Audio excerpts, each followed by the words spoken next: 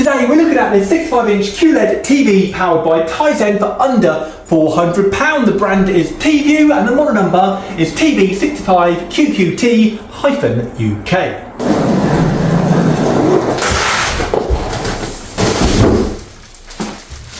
Bit of an odd camera angle. The TV is so big I can put it on the floor to put the feet on it and then I'll put it back on the cabinet. But while we're down here you can see the back of the screen. I just want to tell you the Visa hole measurements. So that's where you'd put your bracket if it was going on to the wall.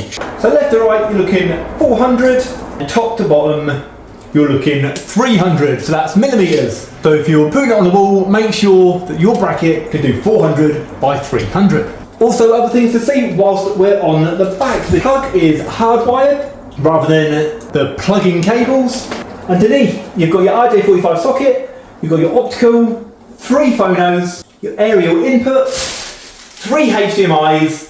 HDMI 3 is ARC, so the audio return channel. So if you've got a soundbar or sound system which uses a HDMI cable, you'll put that into HDMI 3. You've then got 2 USB slots and a common interface card slot. We don't really use that in the UK. So in the bag, we've got your instructions, your remote control, the TV legs, the screws and batteries. You can't go wrong with installing these because it actually says which way is front and it's angled this little insert here. So front screen, the longer part of the leg.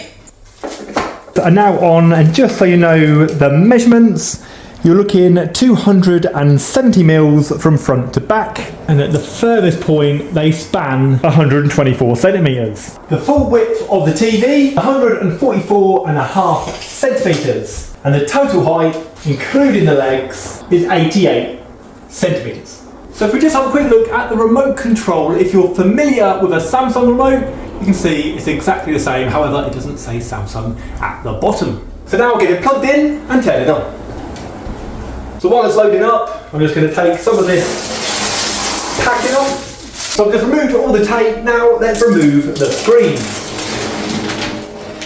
All the screen cut.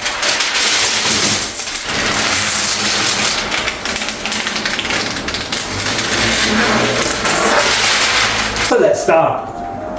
So you can see I've got the aerial connected but nothing connected to the HDMIs, and I think I'm going to get myself a different seat because I look too small on here. That's better. Right, I'm on a nice big stool. Let's carry on. So we'll start setup. Terrestrial cable, signal detection, aerial or dish. Wait a minute. I just needed to check round the back because I didn't remember seeing a F-plug socket, and there isn't, so this just must be a universal setup. You will be setting it up using an aerial, it won't work with the dish. So just connecting to the network. Wireless connection successful. Terms and conditions to privacy policy. Just agree to it all. Does anyone actually read any of that? I don't. So again, more from your screen with a Samsung account. So if you have a Samsung account, just log into it. If you don't have a Samsung account, it would recommend it. But now I'm just going to skip it. So aerial direct to TV, just finishing tuning it in. Select the region. So we're in England, Camden Beds and Cambridge. That's the our region where we are, Ramsey, Cambridgeshire. Our wireless network is on Waves. You're all set. Experience the extraordinary. So you can see, even on the bottom it says Samsung TV Plus.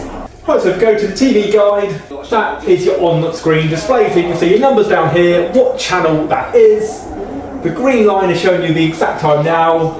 You can see it's roughly 4:15. Tells you time up here, so 16:16. You've got your cursor keys, up, down, left and right. That's how you'll move across.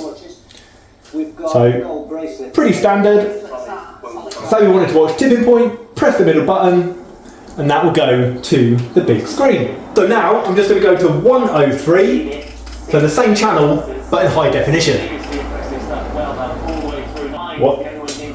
So there's no Freeview HD. Bit of a letdown. Normally you go to 101 and it's BBC One in HD, so it's just standard definition. However, if you connect anything to it, Skybox, EE, BT Box, or when you're watching your YouTube, Netflix, Prime, that'll all be in HD or 4K.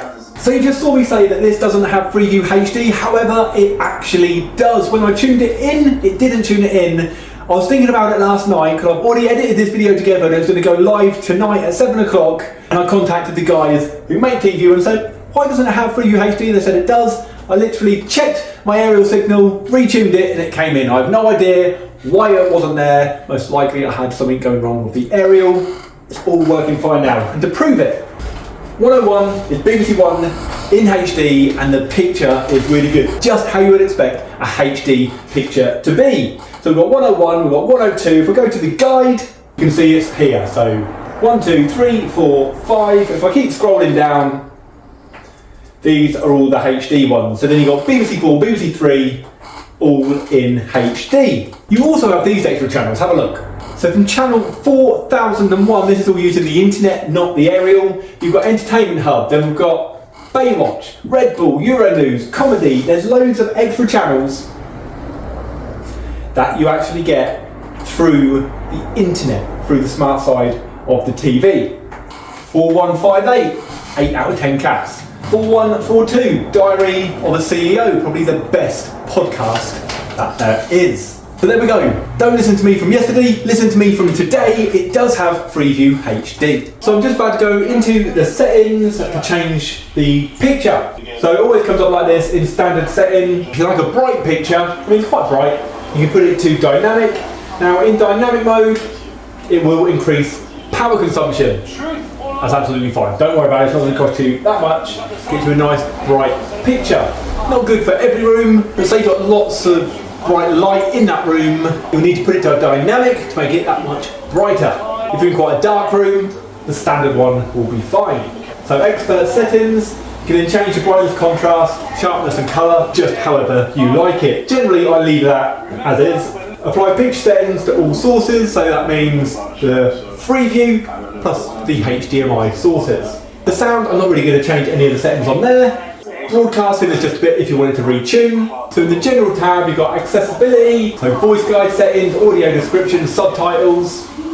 So we've got network, system manager, external device manager, power and energy saving. Now I always like to go into this brightness reduction. Turn that off. You don't want to reduce the brightness of your picture. It will say again, it'll increase. Changing this feature may increase power consumption. Do you want to go ahead? Yes, we do. You just spent money on a nice TV. You want the best picture quality possible. Screensaver, that's up to you. You can have it. I just turn it off. And auto power off for 4 hours. Say you left your telly on. You're not going to do it, but say you left your telly on, it will automatically turn off. I just think that's a hassle. Say you're watching it all through a Sky box or a BT box, and you've not touched this remote, it'll turn itself off. So I always turn that setting off. May increase the power consumption, we don't mind. Smart features, so on this, when you turn the telly on, you can have it auto run last app or auto run on the smart hub. So when the telly comes on and you see all the messages on the bottom, all the icons, that's the smart hub. Or say you was on YouTube, it would come back to the YouTube. Support is just for your software update, and manual, and then your terms and privacy if you wanted to have a quick read. So let's go to YouTube and see we've got Disney on there, which is pretty good. A lot of smart TVs still, for some reason, don't have Disney on. Some miss out some of the iPlayers. This does have all the iPlayers, and your Disney, and your YouTube, and you can download the Amazon. So let's get started. I'm just going to watch as a guest, and I'm just going to search for something good to watch, like Wade Ramsey. That guy just there, and that is what I used to look like with long hair and a beard. Now, if you're not subscribed to my YouTube channel, that would be a great time to ask you kindly to subscribe, and if you're enjoying this video and you like tech reviews, please like it and even leave me a comment. It's weird seeing two of me on the screen. So that is a review I did recently of one of the Beko coffee makers. I'm just doing it to see the picture quality, and even though I'm sitting right on top of it, you're not going to sit this far away from the 65-inch TV. It's a nice sharp picture. Hopefully that's coming out on the screen for you guys to see. Right, so I'm now just searching for 4K video. So if we just go to this one here, just so I can see the picture quality. Now I'm going to step back a little bit, give the time for that ad to go.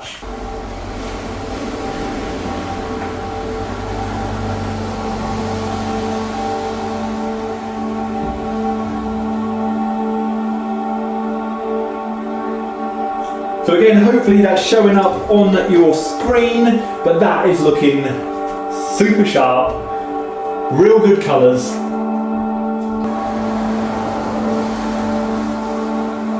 Very impressive for a TV that is around the £400. Just to show you, when I'm in the home menu, you've seen the apps, but if I actually scroll down, this is how it comes up in nice big blocks. It'll get used to what you're watching and then put that on the home screen. So it's really clear, easy to navigate, and then you can just go onto it, whichever one you wanted, say Teletubbies, press OK, and then that will then load.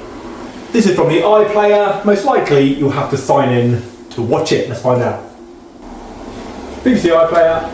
So yeah, you've got to sign in, but that's how easy it is to navigate and find what you want to watch.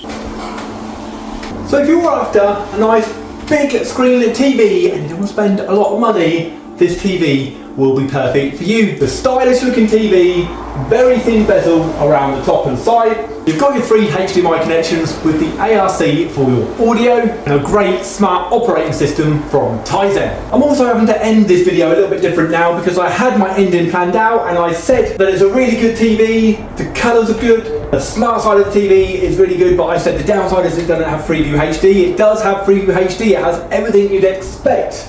And all for $399.99. If you want to buy one of these, there is a link in the description of this video.